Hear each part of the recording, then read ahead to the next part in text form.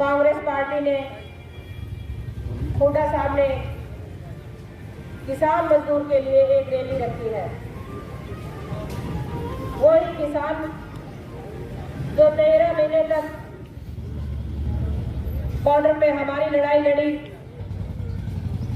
और हमारे 750 से ज्यादा किसान शहीद हो गए, उन्हीं के मान और सम्मान के लिए इस रैली का आयोजन किया गया है।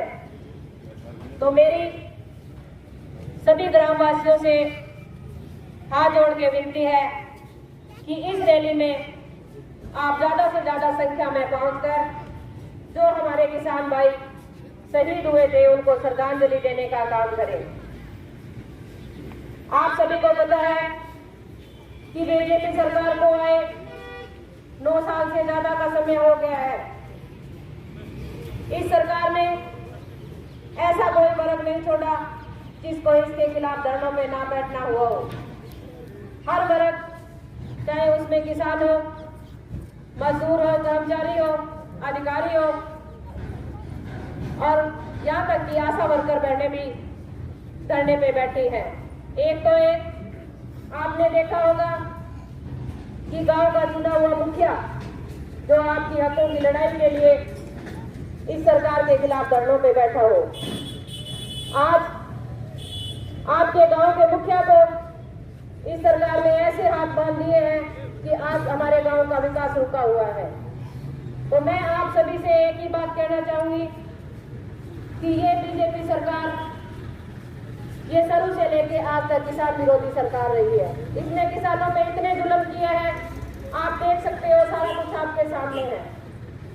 2014 से पहले हमारे किसान भाई थे, आम नागरिक था, उसको धरनों पे नहीं बैठना पड़ा था क्योंकि जो कांग्रेस सरकार थी उसके अंदर हर वर्ग खुशहाल था।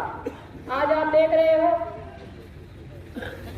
कि 2014 से पहले आपने देखा होगा कि हमारे किसानों को फसलों के रेट जायज मिलते थे और आज आप देख रहे हो इस सरकार ने इतने जुल्म किए हैं। एक तो एक आज किसान जब जुताई के लिए खाद बीज देने के लिए जाता है तो उसको 2-2 घंटा लाइन में लग के और अपनी जो खाद है वो इकट्ठा करने का वो किसान, मैं इस सरकार से पूछना चाहती हूँ कि वो किसान जो आपका पेट भरता है आज 2-2 घंटा वो लाइन में लग के खाद बीज वो जुटाने का काम कर रहा है। तो मैं इस बीजेपी सरकार को कहना चाहूंगी कि ये किसान वो है जिस दिन इसने जोतना बंद कर दिया तो आपकी जो ये इतने बड़े पेट हो रहे हैं वो अंदर चले जाएंगे। और एक और बात कहना चाहूंगी कि आज किसान इस सरकार के अंदर खुशहाल नहीं है, इनका पेट किसान भरता है और इन्हीं किसानों के पुत्र आज हमारे देश की रक्षा करते हैं। क्योंकि आपने देखा हुआ होगा कि किसान का पुत्र ही हमारी देश की रखवाली कर रहा है। तो मैं आपको एक बात और बताना चाहूंगी कि इस बीजेपी सरकार ने 50% आरक्षण महिलाओं को दिया था, उसके बाद में महिलाएं सरपंच बनी और सरपंच बनने के बाद में जब हकों पे बात आई, जब आगे बढ़ी तो इस सरकार ने उन पे भी लाठियां बांधने का काम किया था। एक और चीज आपके सामने है कि जिस देश में 2014 से पहले हमारे खिलाड़ियों के उदाहरण दिए जाते थे, पर आज आप देख रहे हो कि गोल्ड मेडलिस्ट बेटियों को किस हिसाब से इस सरकार ने सड़कों पे घसीटा है बाल पकड़ पकड़ के।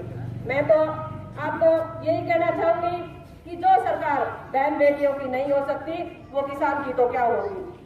तो मेरी सभी ग्रामवासी यहाँ इकट्ठे हुए हैं, मेरी एक ही बात है कि 24 तारीख को तो हमारे किसान भाई जो शहीद हुए थे उनको सम्मान देने का काम करें और श्रद्धांजलि देने का काम करें।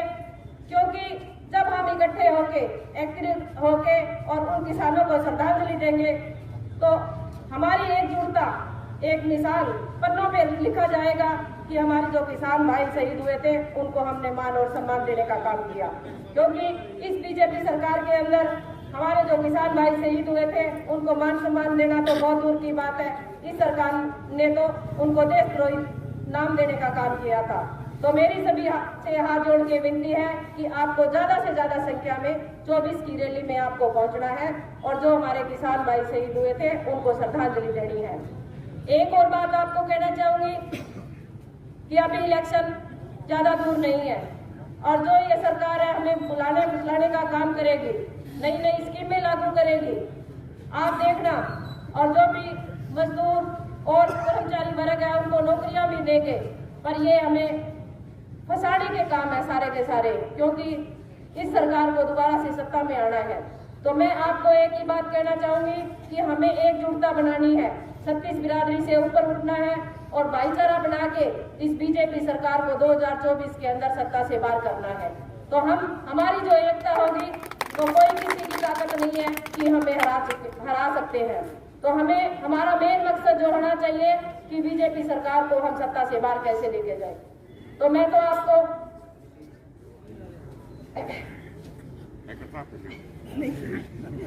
इसी के साथ मैं अपनी वाणी को विराम देना चाहूंगी और एक बार फिर से मैं आपको आमंत्रित करना चाहूंगी कि ज्यादा से ज्यादा संख्या में पहले आप दड़बा किला पहुंचोगे, जो भी गाड़ी भिजवानी होगी मैं भिजवा दूंगी और सारे इकट्ठे हो गए। पहले दड़बा चाय का प्रोग्राम रखा हुआ होगा मैंने, तो वहां पे पहुंचोगे, उसके बाद में हम रैली स्थल तक चलेंगे। तो सबकी सारों की एक तरह की एकजुट हाजिरी होनी चाहिए। धन्यवाद। जय हिंद, जय भारत।